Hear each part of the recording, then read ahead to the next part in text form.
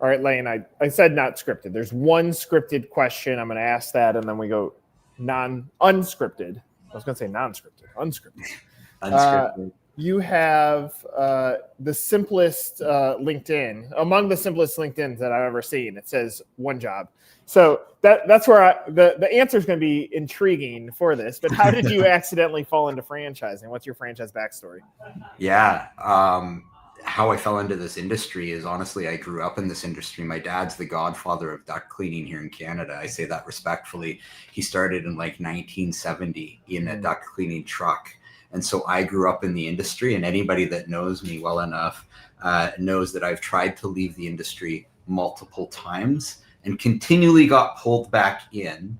And then the true story is in 2005, I was reading an article in Canadian Business Magazine on a very similar business model. A guy had 3 trucks. I had 3 duct cleaning trucks at that time.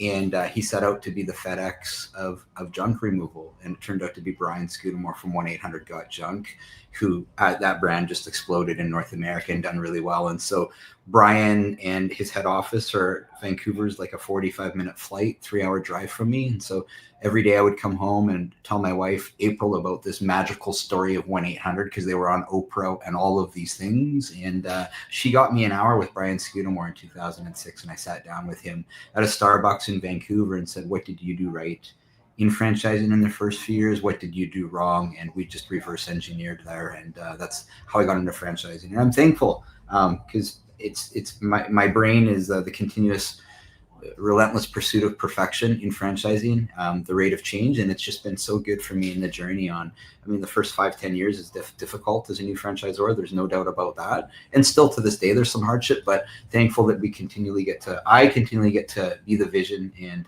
you know, lead with 6 to 12 months out where the brand's going with the embrace of technology, which is really what our brand is all about. I love technology. So the name Modern is in PURAIR for that reason. We have a great tech stack. We do customer experience really, really well. So that's the key. So there's a short answer of why my resume is so little on LinkedIn. Yes. All right. So a few things to unpack there. Was your dad obviously godfather of duct cleaning, but was he in franchising or did he just stay independent? He stayed. So that's a great question. His very first brand or business was in Calgary, Alberta, and he was a journeyman licensed gas fitter plumber. And so they were in the service business, and some of their clients started asking for duct cleaning. In the 70s, it wasn't a thing. That's why they actually had to research and find a duct cleaning truck and bring it up. So to answer that, he grew that to 6 service vehicles, 5 or 6 duct trucks, and sold that independently. Then we moved to the Okanagan Valley here in British Columbia, and he bought a franchise on a resale. And it was called PowerVac. And that was, so I grew up in that. That's what I remember. I was 8 at that point here in Kelowna. And it was funny because I still look back at how they awarded to my dad. And the old way of franchising, literally, like, I don't think they even had an interview with him. Like, literally, he just walked in and bought it. And so when I bought into that business with him after grade 12, I graduated from high school, bought into that business with him and ran a duct truck.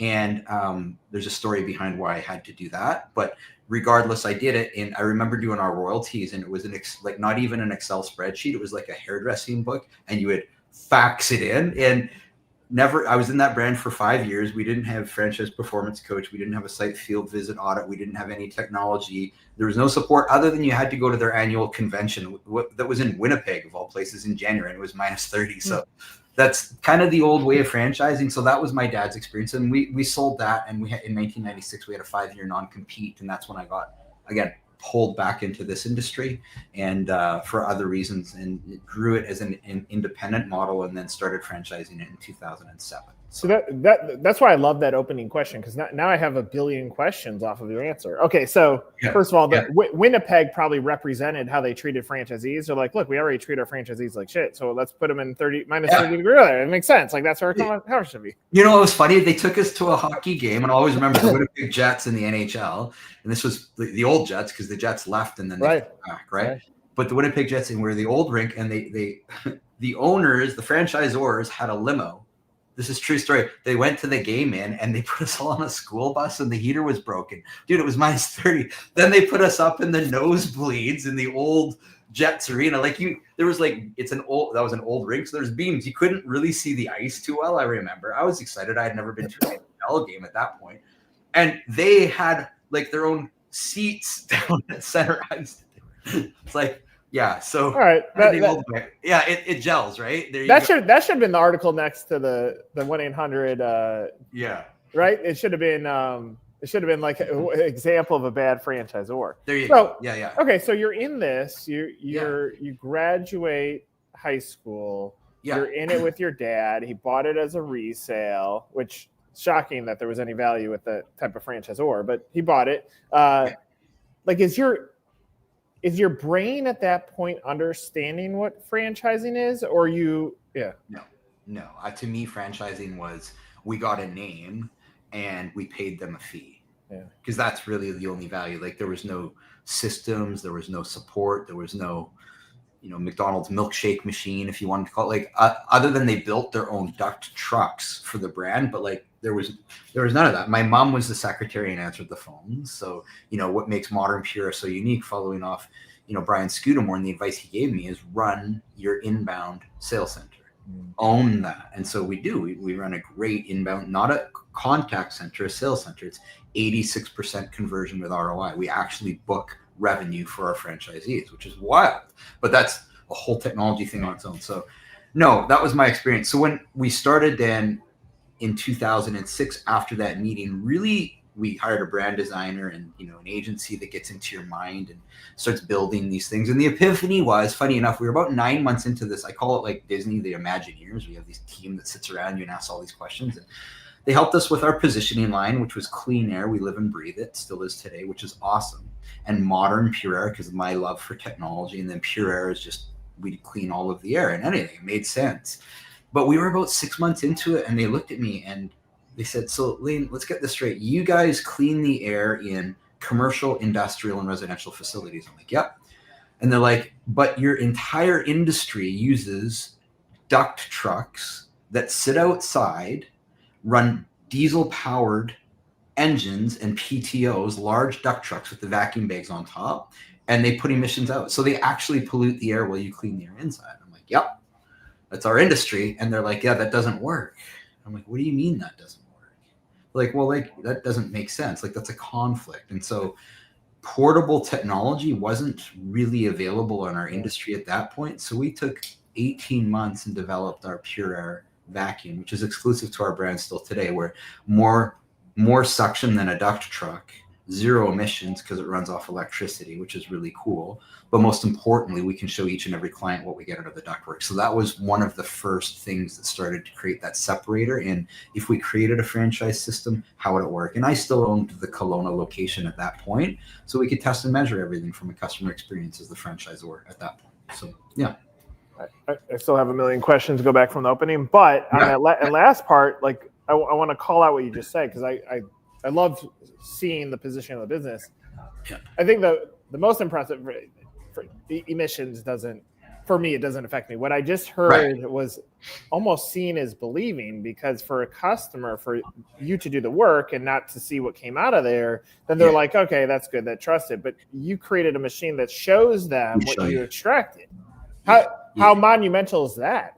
Yeah, huge. Still to this day. And so that's part of the PURAIR way still to this day, right? Is clean, shiny trucks, uniform technicians, upfront pricing, 30-day satisfaction guarantee, and we show you what we get out of each and every residential job. It is huge. So that's just part of layering that in with our customer experience journey and being the best in the industry at customer experience. We just passed, we'll pass 12,000 5-star. I'm just looking Google reviews here in Canada in the next 2 weeks, which is amazing, right? Our closest competitor is like 2,000. So customer experience, customer experience, customer experience. You got it. Yeah. So this 5 years that you're back on the street, what do you do with your time? Like, how? There's obviously, like, your dad and now you have built up an affinity for solving a big problem for homeowners, and obviously at that point even in 2005 the 2000, the whole industry is shifting, and the need for this and the effect on what's happening with air quality inside the home is changing. So what are you doing on the sidelines? Like in what stretch right now, or no? Then because you said there was a 5-year non-compete. Oh, when I had the non-compete, there you go. Yeah, you're looking for what I did. I went into business. Well, so I applied for a job at a furniture store. Funny enough, went into it and I became an assistant manager of this furniture store. And day one, this is a funny story. The manager was fired the first day I was in for selling product out the back door, which was just wild on its own. Yeah, right. So Lane inherited this sales team of like, if you think furniture salespeople, a lot of them have been in that industry for a long time. So I had like a couple that have been in for 20 years, where every second up they came in. Like his name was Little Joe. The guy probably made $150K a year in commissions, but had just been in the industry so long. So I was pretty young at this time, had worked in a family business, went into it, and that was part of my experience on, building a sales team. And I did really, really well at that and loved furniture. It was a great industry, high margin, clean, right? So they promoted me to a district manager with that brand. And I moved to another province, Alberta here. And I opened up 8 locations for them and had a responsibility of about 450 people in sales reporting to me, and an inventory of between 6 and 8 million for Alberta and BC. So it was cool.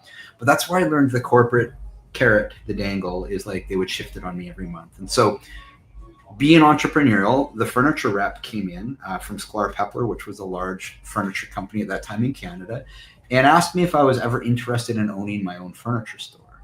And I was like, 100% I would be. And so I found 2 people that I went to high school with that were self-employed, and we created a holding company, and we started the Sklar Pepler Sofa Shop in Western Canada. We had the rights to all of Western Canada. We raised about $1 million. It was great. Beautiful store. We had a red ribbon ceremony with the mayor there, and cappuccino bar and virtual reality 20 years ago. Like, it was a cool gig. And I used to think for years that was my one opportunity that I should have made it in. And our very first day of opening, my ex-employer went after me for conflict of interest. And so I fought it in the courts 6 months, won it, came back in, and these 2 business partners that I had gone into business with, I learned the difference between being in business with friends and family. And let's just say that our PIMSI agreement was pulled from Sklar Pepler, and we lost that store. And so that 6-month journey, I lost about $250,000, owed it to my mom and dad, to my grandma, people that had loaned me money, went through a divorce, single dad, had full custody of my kids, moved back here to Kelowna, was a cell phone rep at that time for Rogers Wireless in outbound sales. So still had that sales DNA. It was just like check to check, doing my thing. And a restoration company owner called me. And restoration is 30% of our revenue in modern PURAIR. We don't do restoration work, but anytime there's a fire or a flood in commercial, industrial, or residential, the HVAC systems have to be inspected. That's part of the insurance code. So in PURAIR, we built a playbook how to build this relationship with restoration project managers. And we do really, really well at catering to their needs. And the owner of this restoration company, they're doing about $30 million a year. So a larger company called me and said, "Hey, Lane, I know your 5 years is up soon. Are you ever going to get back into the game?" And I didn't want to, but I went to my dad, and my dad was doing a blind cleaning business at the time. He's always been solopreneur, home services, didn't want to grow and scale anymore. And so we bit the bullet, and we bought a $130,000 duct truck in 2001, and Lane was back on the truck, and I hated the work because I was answering the calls and doing all of the vents and all of those things. That's a whole other story, but that's how I got pulled back in. And funny enough, I was telling somebody the other day in Lane Love, we have Lane Love here in the sales center once a week, where it's open Q&A questions for my team. And they said, "What was the one thing that like got away from you?" And I'm like, I used to think it was that furniture store because we could have had like 30. But in 2009, I was reading an article online, and the Sklar Pepler furniture company that we had licensed that name through had gone bankrupt. And I was like, oh, so I would have been, like the door closed earlier in my life anyway. So thankful for that. But there's kind of what I did in those 5 years, right? So I love that, because landing the plane on this. And look, every franchise buyer, they look at two things, and we've been surveying them for last 5 years, and nothing changed on this answer. It's culture and then business model. And so I'm unpacking the culture side of you. And so if I look at a story of silver linings, like obviously like working for your dad taught you something about family and business. Mm-hmm. You guys got into a franchise. You were able to see what was something that you wouldn't want out of franchising. You obviously hit a ton of struggles in personal and business when you're back trying to reinvent yourself. You have this entrepreneurial bug in you that, frankly, entrepreneurs are crazy. They can bust through walls that nobody else can because you just like, I'm going to keep going. And so all those things that are happening end up being fuel for what you create today. And now today, like even that last statement of I was back on the truck and I hated it. Well, now I'm sure like when we're talking about the technology side, you figured out a way to take the hatred off of being in business and now support your franchisees in that fashion. So like I hear a story of all these silver linings that now formulate it to what it is today. 100%. It's how we deal with the hard, right? Every day. Yeah, you got to go back to that weird chip on the shoulder and you got to say, hey, I need that fuel again. Fuel me up. Yeah, right? That's right. Yep, you got it. Yeah. So how many units do you guys have today? We have 22 franchises in Canada. So we're coast to coast in Canada, across the country. I'd say probably 75-ish territories, but 22 owners. And we're Canada's only national indoor air quality service provider from coast to coast. So big country. And we recently, as you know, opened the United States, and we just awarded our first U.S. franchise in North Houston, Texas, like 3 days ago. So yeah, it's really cool. Really excited to open up the U.S. and start the journey there. Yeah. Okay. This is going to sound like a challenging question, but it's good. It's somewhat challenging. Like all these silver lines in the business that you've created and the support that you created. Yeah. Not arguing the widget, because the widget that you're in is absolutely necessary. What I'm curious about, you look at other portfolio companies and franchising where it really the widget's irrelevant. It's more about the structure and foundation that they put together. It seems like you've nailed this with your life story and what you built from a business. Like, do you ever look around and say, great that we're in duct cleaning, like that's good, and clean air, great, fantastic. But why not look at every aspect of problem that you can solve for the homeowner and start diversifying and scaling franchises this way versus this way? Yeah, a lot. And what I've learned is, so we have our vivid vision that I write every 3 years. That's how our company is going to look, act, and feel 3 years out. And it's 10 feet by 15 feet up on our sales center wall in the head office here. And over the years, I've learned that Alex Ramosi speaks on it, learning to say no to distractions. And the indoor air quality space is so big in the United States and Canada that I wouldn't even look at layering in something differently or adding in that is out of what we do really, really well already. Because that in itself is hard. When I became a franchisor, selling duct cleaning and selling indoor air quality or dryer vent cleaning or IQ testing compared to selling franchises, it's a whole different career path and journey. So short answer is, like, we had recently somebody called in and said, why don't we do irrigation blowouts? We have great compressors, right? And I was like, because like that just doesn't align with indoor air quality. It's a distraction. So we're only going to focus on one thing. And what we find, competitive analysis in the States, people in our space, there's a lot of HVAC companies that might do duct cleaning, but they don't do it really, really well because they don't specialize in it. There's a lot of carpet cleaning companies that buy a duct cleaning machine that apparently scrubs the inside of the vents, that like it can't clean properly. That's why we get consumers that we call it the blow and go effect. They've had it done before, but they didn't see what came out and they didn't notice a difference.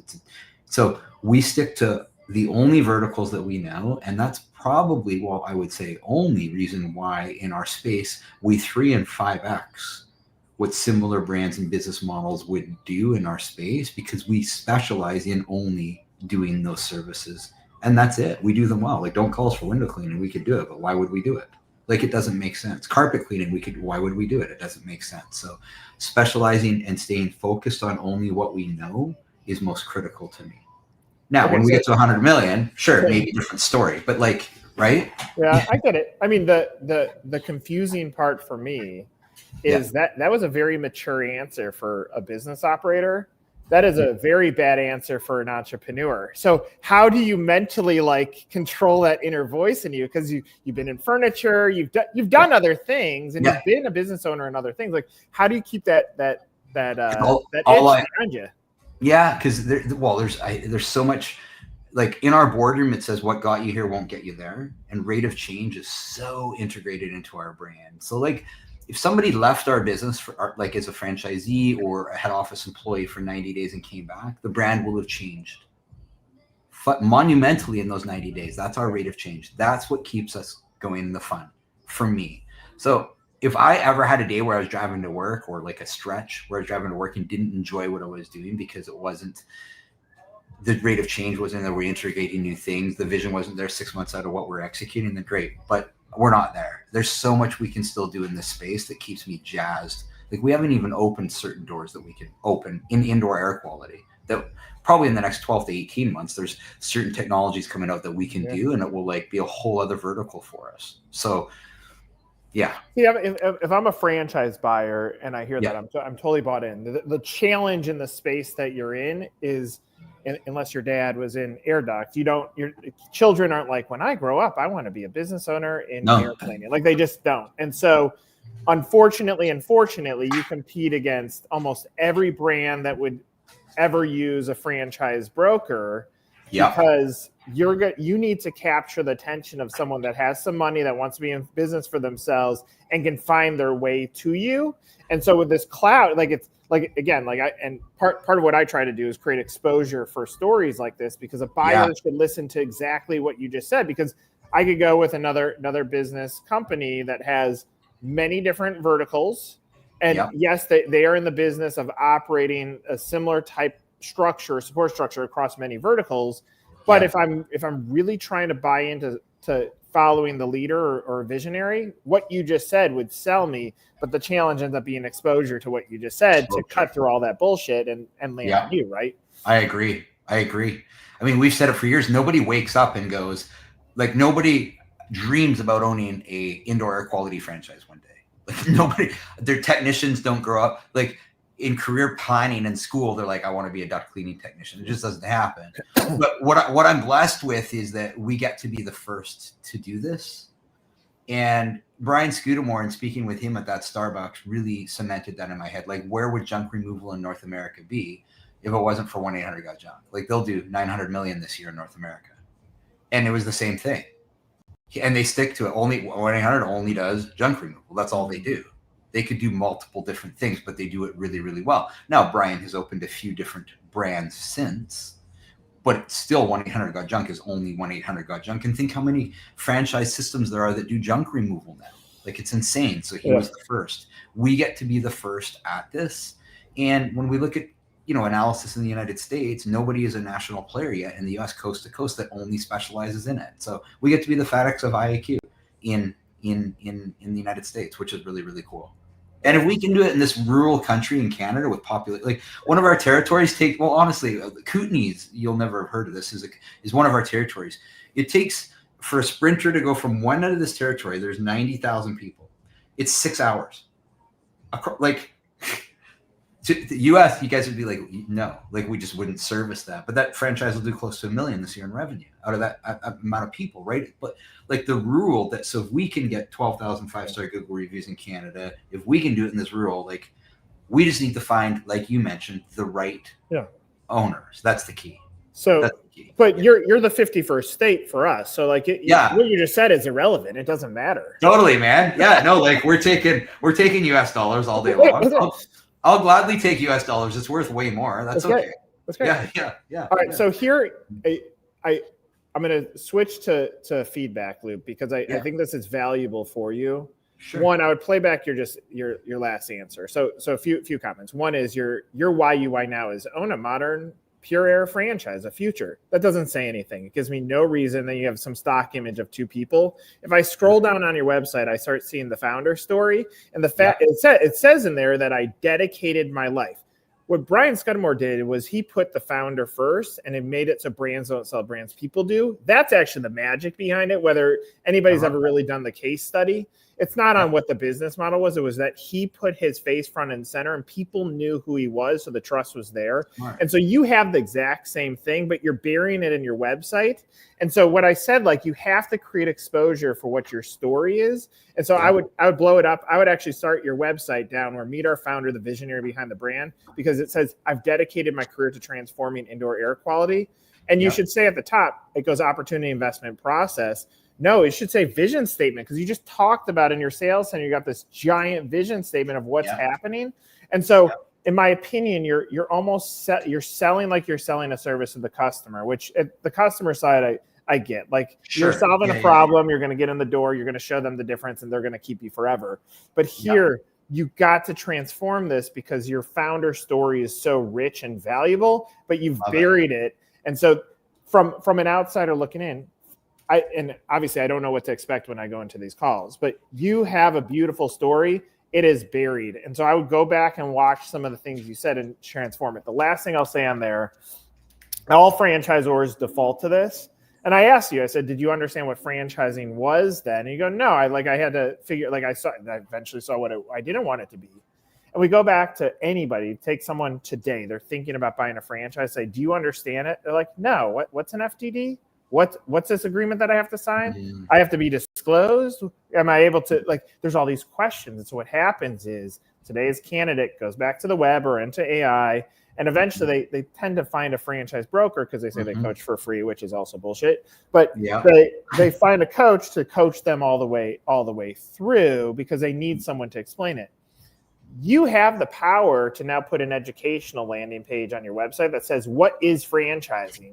Because you learned it. And all the things that you went through, I would reposition that even in a long form story of you telling what you learned about franchising. Now a candidate, if you spend $1 on Google ad to get a candidate into your website, now you're going to buy us. Yes, because what we're going to do in air and my vision is huge. But look, I've dedicated my career, and we're not messing around with it. We're not adding cleaning carpets into the mix. Like, we're being very, and so now you created this energy where I went back, culture and business opportunity. Clearly the business opportunity is there. You've mastered it. The culture side, I think you should be screaming it from the rooftops. I love that. Thank you. I just went on a soapbox. No, this is great. I'm just making notes on my computer, so I hope you don't mind if I'm looking. No, you should. Right. That's why I love it. Yeah. Love it. Awesome. I would blow that up. That's great feedback. That's great. Thanks, Nick. Yeah, man. So in closing, and I said the other side of culture is the business model. Just give a sense of what does it cost to get in, how much I can make. How do you answer that? Well, I'm told legally I can't answer a lot of those things. How's that for an answer? Legally you can say what's in item 19 and item 7. That's right. So I'm told that we have an amazing 25-page item 19 that rocks. That's what I do. Yeah. 25 pages. That's 25-page item 19 that rocks. Full transparency. It looks great. So that's the biggest thing that I would look at. As far as what it costs, I believe turnkey one territory is about $250, and then it would go up from there. Okay. Now, I one more piece of advice. Yeah. You click on investment on your site to say we have a 25-page item 19. We believe it's not on there. No, it doesn't say. I would literally put 25-page. We have a 25-page item 19 because we believe in transparency. Now, apples to apples, and I land on another franchisor, and there's one page that says gross revenue, or the old Jimmy John's model of you can make $2 million owning a Jimmy John's, and you look at the fine print and it says 7 locations. Yeah. No, our item 19 is great, so we should have that on there. This is great feedback. 25 pages of item 19. This is why you energize and start a conversation with us. So that's from an outsider, because we've never talked before today. I think you're doing fantastic stuff. Reposition this a little bit, and then to anybody that's even considering home service, they should put you in the mix, because what's the downside from understanding how you're going to take care of me for basically the same royalty that any other brand's going to charge. Totally. You're going to take care of me in a different way, and I'm obviously grateful that I get to have this conversation with you. Oh man, me too. This is a tremendous help. I love it. Thank you. I love it. This is great. Well, For Lane, I'm Nick. This is another episode of Meet the Franchise. Loved the conversation. Go check out Modern Pure Air. Take care.